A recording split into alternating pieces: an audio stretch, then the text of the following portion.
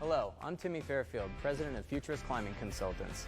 On behalf of Veracity Insurance Solutions, I'd like to welcome you to the Art of Falling video, where we'll be sharing with you gymnastic falling techniques that can help reduce the risk of injuries while bouldering. We recommend adhering to the following guidelines while bouldering. Remove cumbersome jewelry including necklaces, earrings, chains, large belt buckles, spiked bracelets and collars, and remove sunglasses and secure prescription lenses to avoid eye injuries. Remove toothbrushes from chalk bags worn around the waist. Avoid clipping objects to your body such as keys, mobile phones, or pagers, if that's what suits your fancy. Avoid wearing a climbing harness while bouldering, as it gets in your way for climbing movement and it's very cumbersome when falling. All of these personal effects serve only to encumber your climbing movement and present a potential hazard upon impact from a fall. We recommend adhering to the following bouldering area etiquette while bouldering. Exercise spatial awareness of your surroundings. Yield the right of way to climbers already on the wall to avoid collisions with other inattentive climbers or spotters, regardless of their ability. Stay off of the designated landing zone when not climbing or spotting. Avoid disrupting another climber's landing zone. Protect the climber's landing zone from the invasion of other bystanders and foreign objects. Keep landing zones clear of other people. Spotters and onlookers should avoid crowding in close proximity to a climber's landing zone, as it may cause pinning, resulting in deactivation of the flooring system's ability to properly absorb the impact force of a falling climber.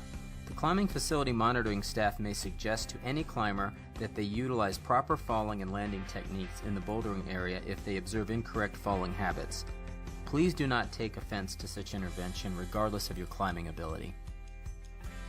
Please avoid and be aware of foreign objects inadvertently placed in the bouldering landing zone, including benches or chairs, water bottles, spilled fluids or food on vinyl mats, climbing gear and hardware, climbing shoes, chalk bags or toothbrushes, or any other miscellaneous personal effects.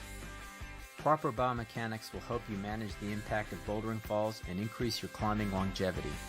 The most important things to remember for execution of the basic falling technique are to change your mindset from climbing to cat mode. Mentally prepare for your landing.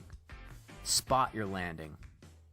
Relax, drop, and roll to execute appropriate falling technique. You'll want to remember the following basic falling and landing technique biomechanics. Widen your foot and arm stance for balance. Slightly bend the knees and the elbows. Remember to retract your arms and absorb from the legs. As you roll onto the mat, you'll want to tuck your chin and engage the neck to avoid whiplash. Avoid the following tendencies when landing from a bouldering fall. Avoid landing with twisted ankles. Instead, land square on the bottom of the soles of your feet. Avoid sticking the landing and bending forward from the lower back. Remember, we don't get points for sticking the landing. Avoid extending your arms to reach for the floor. Avoid extending the legs perpendicularly from the torso when landing on the front or side of the torso. Avoid attempting to land on one leg. Avoid landing with the feet together, which can result in the face making contact with the knees upon impact. Avoid allowing the knees to knock together when absorbing from the legs upon impact. Avoid landing on top of your arm when landing on the side of your torso, which may result in pinning of the arm against the floor. The supine double breakfall technique is ideal when falling flat out of a horizontal position onto your back when you have insufficient height or time to correct yourself into a side breakfall position. Keep your legs extended, shoulder width apart, and with the knees slightly bent. Remember to tuck your chin to stabilize the neck and look at your belly. Upon impact, execute a palms down, straight arm slap, simultaneously with both arms out at a 30 to 45 degree angle to the side of your torso, keeping the arms parallel with the landing surface at the instant of impact to dissipate the force of a fall and to counteract whiplash. The side breakfall technique is ideal when encountering a lateral, drifting fall which causes rotation of the body onto the side upon impact with the mat. Roll the lower shoulder forward to avoid landing on your arm. Tuck your chin to support your neck. Keep your legs extended with the knees slightly bent and offset from one another and parallel to the landing surface.